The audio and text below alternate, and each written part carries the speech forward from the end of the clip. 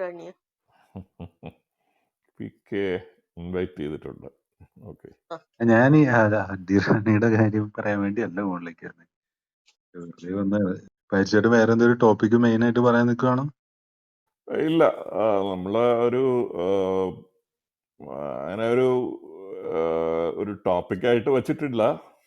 പക്ഷെ വേറെ ഏതെങ്കിലും ഉണ്ടെങ്കിൽ ചോദിക്കാം, സംസാരിക്കാം നമുക്ക്.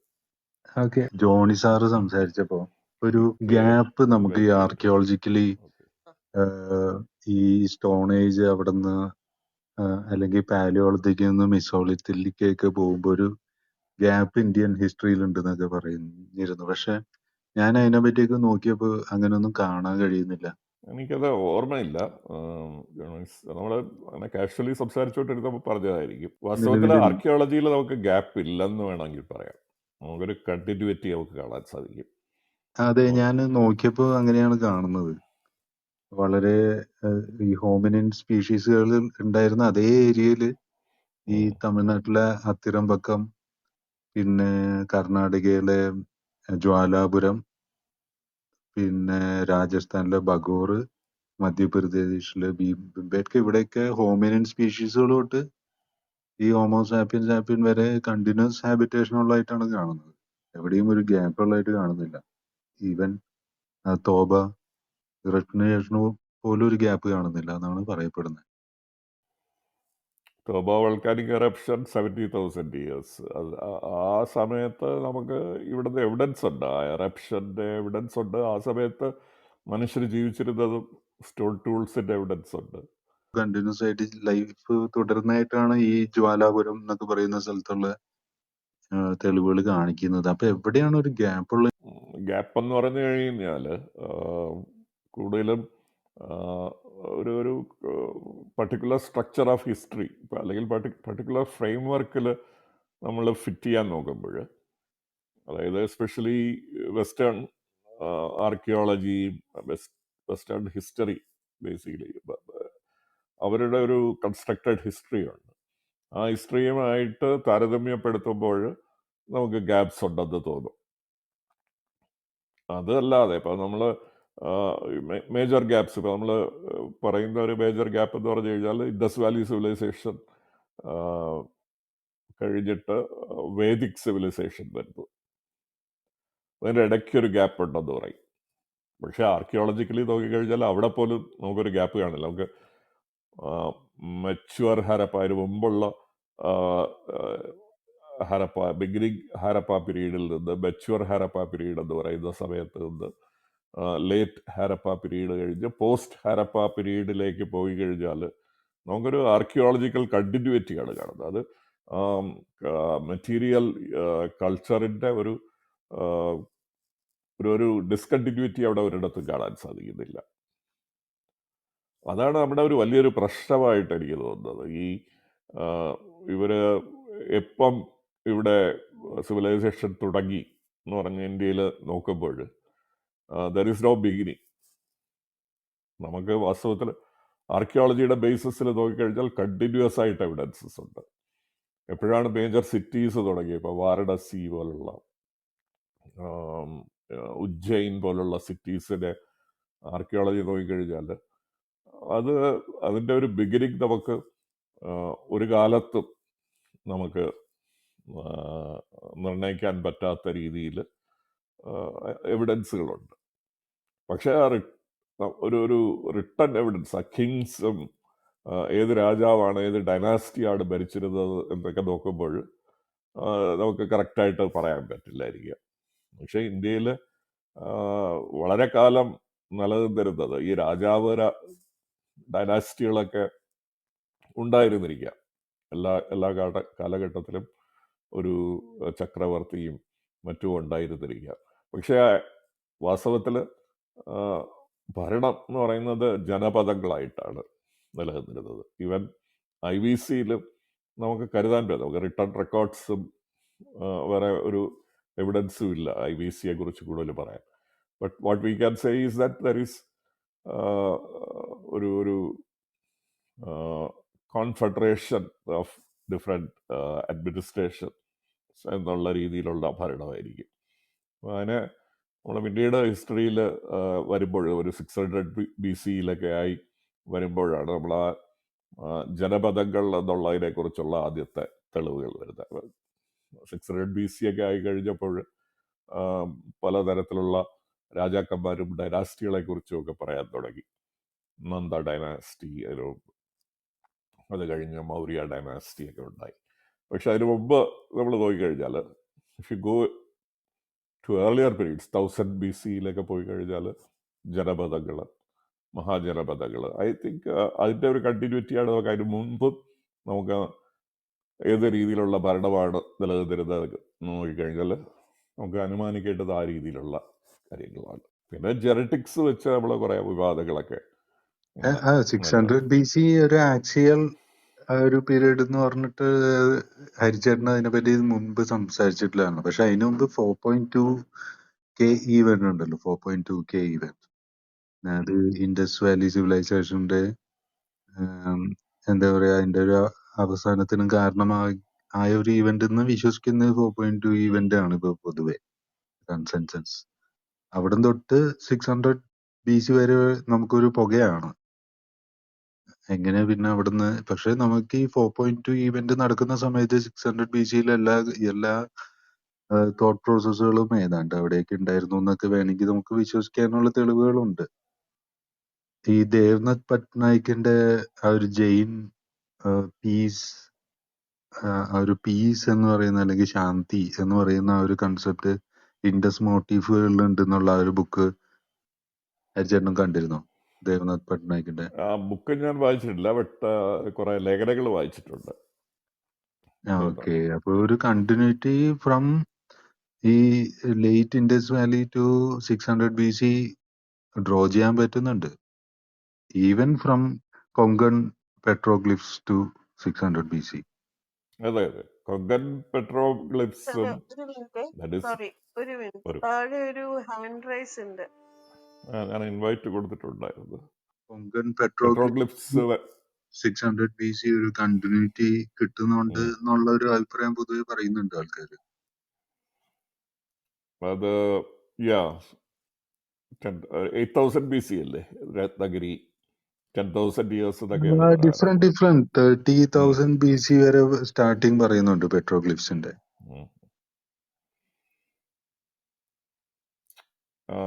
അത് എന്താ പറയാ, മാസ്റ്റർ ഓഫ് ദ ബീസ്റ്റ് എന്ന് പറഞ്ഞിട്ടൊരു പെട്രോഗ്ലിഫ് ഉണ്ട്, മാസ്റ്റർ ഓഫ് ദ ബീസ്റ്റ്.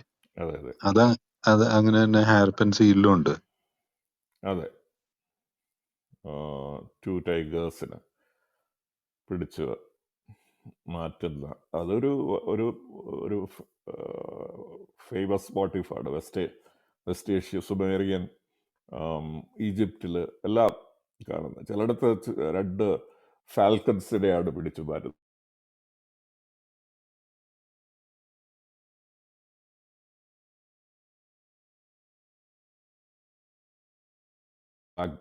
മെസൊപ്പൊട്ടാമിയയിലൊക്കെ വരുമ്പോൾ അത് ലയൺസ് ആവുന്നു, 2 ലയൺസിനെ മാറ്റി നിർത്തുന്നു. ഇവിടെ വരുമ്പോൾ അത് ലയൺ ടൈഗർ എന്നുള്ള ഇതിൽ വരുന്നു. അപ്പം ഹാരപ്പയില് ഈ ടൈഗറും ഉണ്ട്, അത് മാത്രമല്ല 2 ഫൈറ്റിംഗ് ചെയ്യുന്ന 2 ആണുങ്ങളുടെ നടുക്കൊരു പെണ്ണ് നിൽക്കുന്നതായിട്ടും ഒരു സീലുണ്ട്. അതൊരു വലിയൊരു വിചിത്രമായിട്ടുള്ളൊരു സീലാണ് ആ സ്റ്റോറി. അതായത് അതിൽ 2 പേര് വാളും പിടിച്ച് നിൽക്കുകയാണ്. ആണുങ്ങളെ 2 വാള് പിടിച്ച് അങ്ങോട്ടും ഇങ്ങോട്ടും വെട്ടുന്നു. അതിന് നടുക്കൊരു പെണ്ണിനെ ഇങ്ങനെ പിടിച്ചു നിർത്തും, പെണ്ണിനെയും പിടിച്ചിട്ടുണ്ട്. ആ പെണ്ണിന് വേണ്ടി യുദ്ധം ചെയ്യുന്നതായിട്ടാണ് നമുക്കത് ഒരു സിമ്പിൾ, ഏത് രീതിയിൽ അതിനെ നമുക്ക് അതിനൊരു കഥ, ആ ഫിഗർ നോക്കി ഒരു കഥ പറയണമെങ്കിൽ ഒരു പെണ്ണിന് വേണ്ടി 2 പേര് യുദ്ധം ചെയ്യുന്നു. അപ്പം ആ കഥ ഉള്ളത് പുരാണാസിലാണ്. സുണ്ട, ഉപസുണ്ട എന്ന് പറഞ്ഞ 2 അസുരന്മാർ, 2 ബ്രദേഴ്സ് ഉണ്ടായിരുന്നു. അപ്പോൾ അവരുടെ ശക്തി എന്ന് പറയുന്നത് അവരുടെ ഒരു യൂണിറ്റിയാണ്. ഈ 2 ബ്രദേഴ്സും ഒരിക്കലും വേർപിടില്ല. അവർ തമ്മിൽ ഒരു അഭിപ്രായ വ്യത്യാസമില്ല. അവർ ഒരുമിച്ച് നിന്ന് ബാക്കി എല്ലാവരെയും നേരിടും. അപ്പം ഈ ശക്തിയെ ഒന്ന് വെല്ലുവിളിക്കണമെങ്കിൽ ഇവർക്കിടയിൽ ഒരു അഭിപ്രായ വ്യത്യാസം ഉണ്ടാക്കണം. അപ്പം ദേവന്മാർ ഒരു അപ്സര തിലോത്തമയെ പറഞ്ഞു വിടും, ഒരു അപ്സരയെ ഉണ്ടാക്കിയിട്ട്. തിലോത്തമ എന്ന് പറഞ്ഞു കഴിഞ്ഞാൽ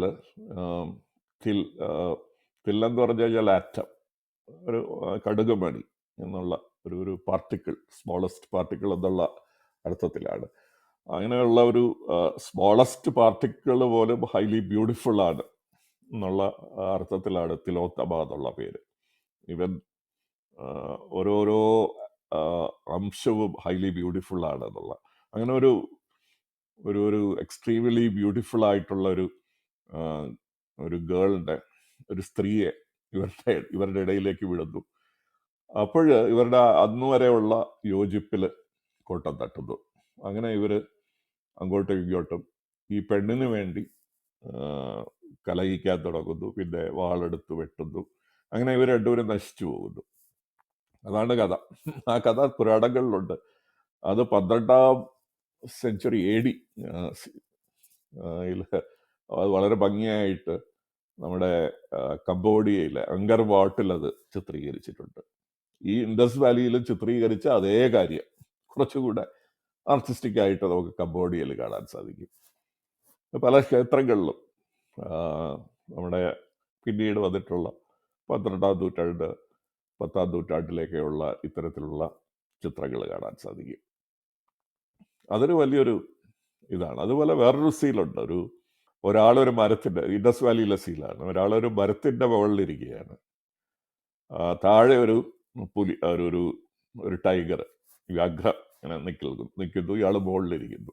അപ്പോൾ ഈ പുലിയെ ഈ കടുവയെ കണ്ട് പേടിച്ച് മുകളിലിരിക്കുകയാണ്. അപ്പോൾ അങ്ങനെ ഒരു കഥയുണ്ട് പുരാണങ്ങളുടെ. ഒരു വ്യക്തി ഇങ്ങനെ കാട്ടിൽ കുരങ്ങും മുതലയും ഇതേ സീലുണ്ട്. ഒരു കുരങ്ങ് മരത്തിന്റെ മേലെ ഇരിക്കുന്നു, താഴെ ഒരു മുതല. അതെ. അപ്പൊ ഇത് ഈ കടുവയുടെ കഥ, ഒരു വ്യക്തിക്ക് നടന്നു പോകുമ്പോൾ ഒരു കടുവ വരുന്നു, മരത്തിന്റെ മുകളിലിരിക്കുന്നു. കടുവ പോകുന്നില്ല, താഴെ തന്നെ ഇങ്ങനെ ചുറ്റിക്കിറങ്ങി നിൽക്കുകയാണ്. ഇയാൾ എപ്പോൾ താഴെ ഇറങ്ങും. അപ്പോൾ ഇയാൾ രാത്രി മുഴുവനും അവിടെ ഇരുന്നു. അപ്പോൾ ഇയാൾക്ക് ഉറങ്ങാതിരിക്കാൻ വേണ്ടി, ഉറങ്ങിപ്പോയാൽ താഴെ വീഴുമല്ലോ, ഉറങ്ങാതിരിക്കാൻ ഇയാൾ എന്ത് ചെയ്യുമെന്ന് വെച്ചാൽ ആ മരത്തിലെ ഇലകൾ ഒന്നൊന്നായിട്ട് ഇങ്ങനെ പറിച്ച് താഴേക്ക് ഇടും, എന്തെങ്കിലും ഒരു കാര്യം ചെയ്യാൻ വേണ്ടി. അപ്പൊ താഴെ ഒരു ശിവലിംഗം ഉണ്ടായിരുന്നു എന്നാണ് സങ്കല്പം. അപ്പൊ ഇയാള് ബിൽവ മരത്തിലാണ് ഇരുന്നത്. അപ്പൊ ബിൽവ മരത്തിലെ അതിന്റെ ഇലകള് പറിച്ചിട്ട് അങ്ങനെ അദ്ദേഹത്തിന് ശിവൻ പ്രത്യക്ഷപ്പെടുന്നു, മോക്ഷം കിട്ടുന്നു എന്നൊക്കെ ഉള്ളതാണ് കഥ. അപ്പൊ ഇതാണ് ഈ ഇൻഡസ് വാലി സീലിൽ ചിത്രീകരിച്ചിരിക്കുന്നത്.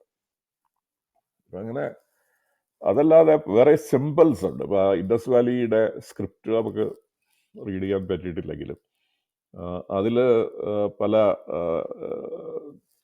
ഈ ട്രീ ആയിട്ടും ഫിഷ് ആയിട്ടും ഒക്കെ ഉള്ള സിമ്പിൾസ്, ആരോ തുടങ്ങിയ സിമ്പിൾസ്, ജാറ് തുടങ്ങിയ സിമ്പിൾസ് നമുക്ക് കാണാൻ സാധിക്കും. ഇത് ഇന്നും രാജസ്ഥാനിലെ ചില ടെമ്പിൾസിൽ ഇന്നും ചെന്ന് കഴിഞ്ഞാൽ നമുക്ക് ആ സിമ്പിൾസ് അവിടെ അവർ വരച്ചു വെച്ചിരിക്കുന്നതായിട്ട് കാണാം. നമ്മൾ ഈ സ്വസ്തിക്ക് വരയ്ക്കുന്ന പോലെ. സ്വസ്തിക്കും ഇവരുടെ ഒരു സിമ്പിളാണ്. ഇൻഡസ് വാലിയിൽ നിലനിന്നിരുന്ന ഒരു സിമ്പിളാണ് സ്വസ്തിക്ക്. സ്വസ്തിക്ക് നമ്മൾ എല്ലായിടത്തും കോമൺ ആയിട്ട് യൂസ് ചെയ്യുന്നു. ഈ അടുത്ത കാലത്ത് വന്നിട്ടുള്ള ഒരു സ്റ്റഡി, പിയർ റിവ്യൂഡ് അല്ല, നമ്മുടെ ഈ പിരമിഡ്സിലെ സാധാരണ കാർബൺ ഡേറ്റിംഗ് ഒക്കെ ചെയ്ത് അത് 5000 6000 ഇയേഴ്സ് ഓൾഡ് എന്നുള്ള സങ്കല്പമാണല്ലോ. പക്ഷെ വേറൊരു റിസർച്ച് അതിൻ്റെ ഈ ഇറോഷനെ വെച്ച് ചെയ്തിട്ടുണ്ട്. ബേസിലെ കല്ലുകളിൽ ഇപ്പം അതിൻ്റെ ഒരു കാലപ്പഴക്കത്തിൽ അതിൻ്റെ വന്നിട്ടുള്ള ക്ഷതം അത് മെഷർ ചെയ്തിട്ട് അവർ പറയുന്നത് ഈ പിരമിഡ്സിൻ്റെ ഓൾഡസ്റ്റ് ഏജ് എന്ന് പറയുന്നത്, അല്ലെങ്കിൽ ഒന്നുകിൽ അതിൻ്റെ ആദ്യ രൂപങ്ങൾ അല്ലെങ്കിൽ അതിൻ്റെ ബേസ് ഒക്കെ ഉണ്ടാക്കിയിട്ടുള്ള 20,000 ഇയേഴ്സ് പഴക്കമുണ്ടെന്നാണ്. ഇങ്ങനെ ഒരു സ്റ്റഡി ഒരു മുമ്പ് വന്നിട്ടുണ്ട്. ഈ അവിടെ സ്പിനിക്സ് ഉണ്ടല്ലോ, ഈ സിംഹവും മനുഷ്യൻ്റെ ഒരു മിക്സ്ചർ. അപ്പോൾ അതിൻ്റെ ഇറോഷനെ സ്റ്റഡി ചെയ്തിട്ട് അത് 8000 പിരമിഡ്സ് നമ്മൾ സാധാരണ ഉണ്ടാകുന്നതിന് മുമ്പേ അത് നിലനിന്നിരുന്നു എന്നുള്ളൊരു വാദം. പക്ഷെ ഇപ്പം ഈ ഇവർ പറയുന്ന പിരമിഡ്സ് തന്നെ 20,000 ഇയേഴ്സ് 20,000 ഇയേഴ്സിൽ വാസ്തവത്തിൽ നമ്മുടെ ഈ ഐസേജ് മാക്സിമമാണ്, ലാസ്റ്റ് ഐസേജിൻ്റെ മാക്സിമം. ആ സമയത്ത് വലിയ ഗ്ലേഷ്യൽ സമൂഹങ്ങളുണ്ടായിരുന്നു എന്നുള്ളതിന് തെളിവുകളുണ്ട്. യൂറേഷ്യയിലൊക്കെ അവർ പക്ഷെ മാമോത്ത് ബോർഡ്സ് ഒക്കെ വെച്ച് വലിയ ഈ പീരിയോഡിക്കലായിട്ടുള്ള സിറ്റീസ്. ഹോളോസീന്റെ അവസാനമായിട്ടല്ലേ പറയുന്നത്? ഹോളോസിന്റെ ആരംഭം, ഹോളോസിൻ ഈ 20,000 ഒരു 14,000 ആരംഭിക്കുന്നത്. അതിനു മുമ്പ് പ്ലീസ്റ്റോസിന്റെ അവസാനമാണ് ഹോളോസീന്റെ ആരംഭം. കറക്റ്റ് ആണ്. ഹോളോസീന്റെ ആരംഭം 20,000 ആണോ? 11,000 BC അല്ലേ പറയുന്നത്? 11,000. ഈ 20,000 എന്ന് പറയുന്നത് പ്ലീസ്റ്റോസിനാണ്. പക്ഷെ അത് ഗ്ലേഷ്യൽ മാക്സിമം എന്ന് പറയും, ഏറ്റവും കൂടുതൽ തണുപ്പുണ്ടായിരുന്ന സമയം. എനിക്ക് തോന്നുന്നു ഈ ഐസേജ് ഇങ്ങനെ റിപ്പീറ്റ് ചെയ്ത് പല പല സമയത്ത് ഉണ്ടാവുന്നുണ്ട്. ഈ 8.2K 6.2Kയിലൊക്കെ ഇവര് ഗ്ലേഷ്യൽ മാക്സിമം തന്നെയാണ് പറയുന്നത്. കാരണം അതെ, ഈ നമ്മുടെ മനുഷ്യർ എന്ന് പറയുന്നവർ ജീവിച്ചിരുന്ന കാലഘട്ടം 2.5 ബില്യൺ ഇയേഴ്സ് പ്ലീസ്റ്റോസിന്റെ ഏജിലാണ്. പ്ലീസ്റ്റോസിന്റെ തുടക്കമാണ് 2.5. ഇത് മുഴുവൻ ഐസേജാണ്. ഇതിൻ്റെ ഇടയ്ക്ക് ഒരു 10,000 ഇയേഴ്സ് 15,000 ഇയേഴ്സിന്റെ ഇന്റർഗ്ലേഷ്യൽസ് ഉണ്ടാവും. ഈ ഇന്റർഗ്ലേഷ്യൽസിൽ ആണ് നമ്മുടെ ഐസൊക്കെ മാറിയിട്ട് വലിയ ഗ്രാസ് ലാൻഡ്സ് ഒക്കെ ഉണ്ടാവുന്നത്. കുറെ കാലം നിൽക്കും, പിന്നെ അത് കഴിഞ്ഞ് വലിയ നീണ്ട കാലഘട്ടത്തിലേക്ക് ഐസേജിലേക്ക് പോകും. അപ്പം അത് ഒരുപാട് സൈക്കിൾസ് ആയിട്ട് ഇങ്ങനെ വന്നുകൊണ്ടിരുന്നു. മനുഷ്യർ കൂടുതലും ഇന്ത്യയിലെ ആർക്കിയോളജിസ്റ്റുകൾ പഠിക്കാത്തൊരു ഏരിയ ആണ് ആ ഏരിയ എന്ന് എനിക്ക് തോന്നുന്നുണ്ട്. എന്ന് വെച്ചാൽ ഈ സഹാറ ടു ഇന്ത്യ സെയിം ഈ സവാന ആ ഒരു ജിയോഗ്രഫി ഉണ്ടായിരുന്ന സമയത്ത് സഹാറ ഡെസേർട്ട് തൊട്ട് ഇന്ത്യ വരെ സെയിം, അതായത് നമുക്ക് ഓസ്ട്രിച്ചുകള്, ജിറാഫുകള്, ഹിപ്പോപ്പൊട്ടാമസ് എല്ലാം ആഫ്രിക്കയിലെ ഒരുവിധം ഫ്ലോറ ആൻഡ് ഫ്യൂണ ഇവിടെ കോമൺ ആയിട്ട് ഉണ്ടായിരുന്ന ഒരു ഗ്രാസ് ലാൻഡ് സമയം, ഈ പാസ്ട്രൽ എന്താ പറയുക മാക്സിമ എന്നൊക്കെ പറയാവുന്ന ആ ഒരു സമയം. ആ ഒരു സമയം നമ്മളിവിടെ കറക്റ്റ് ആയിട്ട് ഡേറ്റ് ചെയ്തിട്ടില്ല. ഇന്തോനേഷ്യയിലെ മറ്റേ കേവില് കിട്ടുന്ന ആ പാം ഇംപ്രിന്റ്സ് 50,000 BC ആയിട്ട് ഇന്തോനേഷ്യയിലെ ആൾക്കാര് ഡേറ്റ് ചെയ്യുന്നുണ്ട്. നമ്മുടെ ഡേറ്റിംഗ് ആകെ അക്നോളജ്മെന്റ് കിട്ടാൻ വേണ്ടി നമ്മൾ ഡേറ്റ് മാക്സിമം ആ യൂറോസെൻട്രിക്കിനോട് അലൈൻ ചെയ്തിടുന്ന പോലെ ഫീൽ ചെയ്യുന്നുണ്ട്. നമുക്ക് പലയിടത്തും ഡേറ്റിംഗ് പോലും ഇല്ല, ചുമ്മാ ഒരു ക്രോണോളജി ഉണ്ടാക്കുകയാണ്. ഈ ബുദ്ധന്റെ കാലഘട്ടം എന്നൊക്കെ പറയുന്നത് വാസ്തവത്തിൽ ഒരു ഡേറ്റിങ്ങും ഇല്ലാത്ത സമയങ്ങളാണ്. ബുദ്ധൻ, മഹാവീർ, ജെയിൻ, ഈ പറയുന്ന 6,000 അതൊക്കെ വരുന്നത് വംശാവലി വെച്ച് മാത്രമുള്ള കണക്കുകളാണ്. അതും സിംഹള വംശാവലിയാണ് യൂസ് ചെയ്യുന്നത്, സിംഹള. അപ്പോൾ അതിനു മുമ്പുള്ള കാലഘട്ടത്തിൽ ഈ ഹോളോസിൻ്റെ ആരംഭം എന്ന് പറയുന്നത് വാസ്തവത്തിൽ ഈവൻ ഈ ഗ്ലേഷ്യൽ മാക്സിമത്തിൽ ഇന്ത്യയിൽ ഒരു പക്ഷേ ഐസേജിൻ്റെ ഒരു ഇൻറ്റൻസിറ്റി കുറവായിരുന്നിരിക്കാം. അതുകൊണ്ട് ഒരു ഏർലി സ്റ്റാർട്ട് ഓഫ് അഗ്രികൾച്ചർ അങ്ങനെ തന്നെയാണ്. ഈ 8.2K 6.2K ഈവൻസിന്റെ എന്താ പറയുക ഇമ്പാക്ട് ഇന്ത്യയിലില്ല എന്ന് തന്നെയാണ് പറയുന്നത്. 4.2K ഈവന്റ് മാത്രമേ ഇന്ത്യയിൽ എഫക്ട് ചെയ്തിട്ടുള്ളൂ. India as if in south ഏഷ്യയിൽ എഫക്ട് ചെയ്തിട്ടുള്ളൂ. മറ്റേ 8.2Kയും 6.2K ഒക്കെ കൂടുതലും ഈ 11th ആ ഏരിയയിലൊക്കെയാണ് എഫക്ട് ചെയ്തതെന്നാണ് പറയുന്നത്. ആ സമയത്തൊക്കെ ഇന്ത്യ അല്ലെങ്കിൽ സൗത്ത് ഏഷ്യ കുറച്ചുകൂടി ഒരു സീസണൽ ആ ഒരു സാധനമൊക്കെ സൈക്ലിക് പരിപാടിയൊക്കെ മെയിൻറ്റെയിൻ ചെയ്തുകൊണ്ടിരിക്കുന്ന ഒരു അവസ്ഥയിലായിരുന്നു എന്നാണ് പറയുന്നത്. ഈ high population India, China, south Asia, ഇവിടെയാണ് നമ്മൾ ഇപ്പോൾ ആഫ്രിക്ക എടുത്താലും പോപ്പുലേഷൻ ലെസ് ആണ്. ഓഫ് കോഴ്സ് യൂറോപ്പും വളരെ കുറവാണ്. എന്തുകൊണ്ട് ഇന്ത്യയിൽ ഇത്ര ഹൈ പോപ്പുലേഷൻ? പണ്ട് മുതലേ നിലനിൽക്കുന്നു, ഇന്നത്തെ കഥയല്ല ഇത്. ഇന്ന് 1.5 billion India the island hypothesis അത് അരിച്ചേട്ടൻ നോക്കിയിട്ടുണ്ടാവും.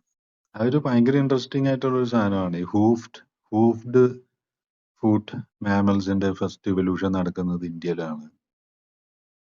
അതെ, ഈ ഹോസ് ഇതെല്ലാം ഈ എക്സ്റ്റിൻഷൻ ഉണ്ടല്ലോ, 65 ബില്യൺ ഇയർ ഓൾഡ് എക്സ്റ്റിൻഷൻ കഴിഞ്ഞ് പല സ്പീഷീസുകളും പുതുതായിട്ട് വരുന്ന ഇന്ത്യയിലാണ്.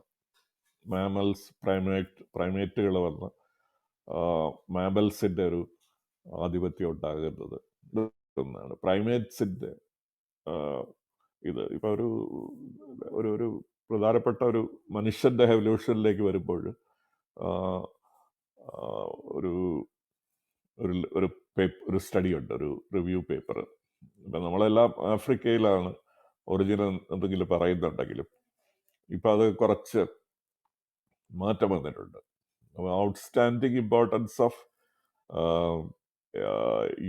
Asia in the evolution of humans എന്ന് പറഞ്ഞൊരു പ്രബന്ധമുണ്ട്. Revolving around the evidence of Narmada മാൻ.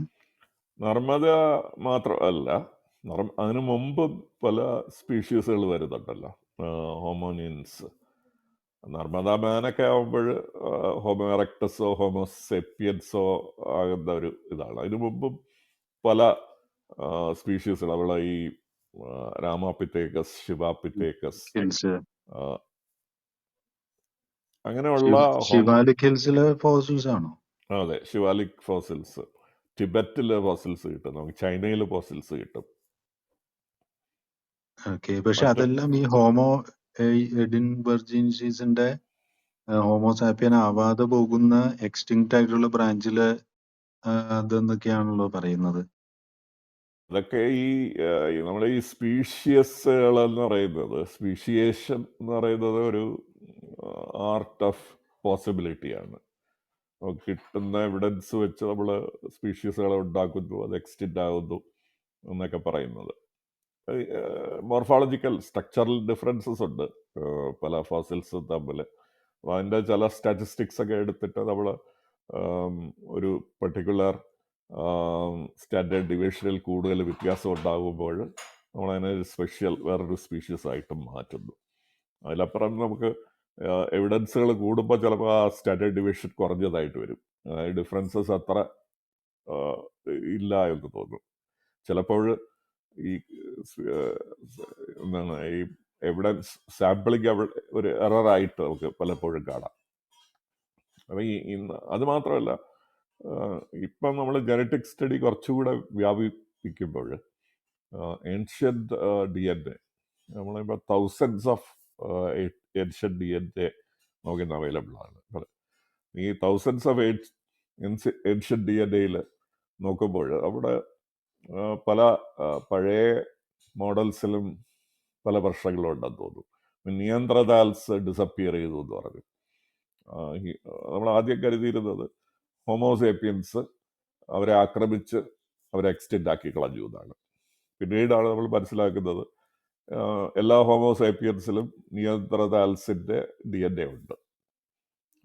അപ്പോൾ അത് ഏതോ ഒരു 30,000 ഇയേഴ്സിലെ ഒരു ഇവൻറ്റിൽ, മേറ്റിംഗ് ഇവൻറ്റ്, അതായത് രണ്ടും നിയന്ത്രതാൽസും ഹോമോസേപ്പിയൻസും തമ്മിൽ ബന്ധപ്പെട്ടിരുന്നു എന്ന് കരുതി. പിന്നീട് നമ്മൾ കൂടുതൽ എവിഡൻസ് കിട്ടിയപ്പോൾ ഒരിക്കലല്ല പല പ്രാവശ്യം നിയന്ത്രതാൽസും ഹോമോസാപ്പിയൻസും തമ്മിൽ ബന്ധപ്പെട്ടിരുന്നു എന്ന് മാത്രമല്ല, ഹ്യൂമൻസിലെ നിയന്ത്രതാൽസിൻ്റെ ചില സാമ്പിൾസ് നോക്കുമ്പോൾ അപ് ടു 30%, 40% ഒക്കെ ഡി എൻ എ കിട്ടുന്നു. നിയന്ത്രതാൽസിൻ്റെ ഫോസിൽസ് ഡി എൻ എയിൽ ലാർജ് എക്സ്റ്റെൻറ്റ് ഓഫ് ഹോമോസേപ്പിയൻസ് കിട്ടുന്നു. അപ്പോൾ ഈ ഡേവിഡ് റീക്കാണല്ലോ ഇതിൻ്റെയൊക്കെ ഇന്നത്തെ ഒരു മാസ്റ്റർ ഈ സ്റ്റഡീസിൻ്റെ. അദ്ദേഹം പറയുന്നത് നമ്മൾ ഈ പണ്ട് ഭൂമി സോളാർ സിസ്റ്റത്തിൻ്റെ സെൻറ്ററിലാണെന്നും സൂര്യനും മറ്റ് ഗ്രഹങ്ങളും ഭൂമിക്ക് ചുറ്റും കറങ്ങുകയാണെന്ന് ആണല്ലോ അവിടെ ഒരു മോഡലിൻ്റെ, നമ്മുടെ സോളാർ സിസ്റ്റം അല്ല, അവിടെ ഈ പ്ലാനറ്ററി മോഡൽ. അപ്പം അതിനെ ടോളമിക് മോഡൽ എന്ന് പറയും. അപ്പോൾ പുതിയ പല കണ്ടുപിടുത്തങ്ങളും പുതിയ പ്ലാനറ്റ്സിനെ കാണുന്നു, അതിൻ്റെ മൂവ്മെൻറ്റ്സ് സ്റ്റഡി ചെയ്യുമ്പോൾ അങ്ങനെ ഭൂമി സെൻറ്ററായിട്ട് നിന്നുകൊണ്ടുള്ള ഒരു മോഡലിന് പ്രശ്നങ്ങളുള്ളതായിട്ട് ആദ്യം കണ്ടു തുടങ്ങുന്നു. അപ്പോൾ ആ പ്രശ്നങ്ങൾ പരിഹരിക്കാൻ അവർ എപ്പിസൈക്കിൾസ് എന്ന് പറഞ്ഞൊരു കാര്യം കൊണ്ടുവരുന്നു. ഓരോരോ പുതിയ പ്ലാനറ്റിൻ്റെയും വ്യതിയാനങ്ങളെ അക്കൗണ്ട് ചെയ്യാൻ വേണ്ടി എപ്പിസൈക്കിൾസ്. അങ്ങനെ ടോളമിക് മോഡൽസിലെ എപ്പിക് സൈക്കിൾസും പല എപ്പിസൈക്കിൾസ് ഉണ്ടാവുന്നു. അങ്ങനെ ഒരു ഒരു പ്രത്യേക സമയമാകുമ്പോൾ അത് നിലനിൽക്കാൻ പറ്റാതെ അത് കൊളാപ്സ് ചെയ്തിട്ട് ഹീലിയോസെൻട്രിക് ആയിട്ടുള്ള മോഡൽ വളരെ സിമ്പിളാണ്, കുറച്ചുകൂടെ ബെറ്റർ ആയിട്ട് എല്ലാ കാര്യങ്ങളും വിശദീകരിക്കും എന്നുള്ളത് വരുന്നു. അതേ രീതിയിലാണ് ഇന്ന് ഈ നമ്മുടെ ഹ്യൂമൻ സ്പീഷീസുകളുടെ മോഡൽസ്, ഹോമോസേപ്പിയൻസും ഔട്ട് ഓഫ് ആഫ്രിക്കയും. ഇപ്പോൾ അവർ പറയുന്നത് ഒരുപാട് സ്പീഷീസുകൾ, ഒരുപാട് DNA ആഫ്രിക്കയിൽ നിന്ന് പുറത്തു വന്നിട്ടുണ്ട്. പക്ഷെ അവർ വരുന്നു പല സമയത്ത്. ഇപ്പം ഇപ്പോഴവരെടുക്കുന്ന major event 60,000 years 70,000 years out of Africa മൈഗ്രേഷനാണ്. അതിനു മുമ്പ് 100,000 yearsലുണ്ട്, 120,000 yearsൽ എല്ലാം മൈഗ്രേറ്റ് ചെയ്തിട്ടുണ്ട്. മൈഗ്രേറ്റ് ചെയ്ത് വന്ന് അത് എക്സ്റ്റെൻഡ് ആയി പോകുന്നു. അവർ എക്സ്റ്റെൻഡ് ആയി പോകുന്നതാണോ അതോ അവരുടെ DNA കണ്ടിന്യൂ ചെയ്യുന്നു? എക്സ്റ്റേണലി നിയന്ത്രതാൽസ് ആയിട്ടോ ഹോമോ എറക്ടസ് ആയിട്ടോ കണ്ടിന്യൂ ചെയ്യുന്നുണ്ട്. പക്ഷെ ഇന്റേണലി അവരുടെ DNA ഔട്ട് ഓഫ് ആഫ്രിക്കയിൽ നിന്ന് വരുന്ന DNA ആയിട്ട് കണ്ടിന്യൂ ചെയ്യുന്നു. നമസ്കാരം. നമസ്കാരം. ഹരീഷൻ ജി എത്തിയോ? ഇടയിൽ പെട്ടു. അത് കാരണം നമ്മളിങ്ങനെ ഇങ്ങനെ സമയം കളഞ്ഞുകൊണ്ടിരിക്കുകയാണ് ഹരീഷൻ ജി വരാൻ വേണ്ടി. എത്തിയോ? തിരിച്ചെത്തിയോ? ഞാൻ തിരിച്ചെത്തിയിട്ട് കുറച്ചു നേരമായി. അപ്പൊ ഞാനിങ്ങനെ ഡിസ്കഷൻ ആയതുകൊണ്ടാണ് ഞാൻ ഇടയ്ക്ക് ഇടപെടാത്തത്.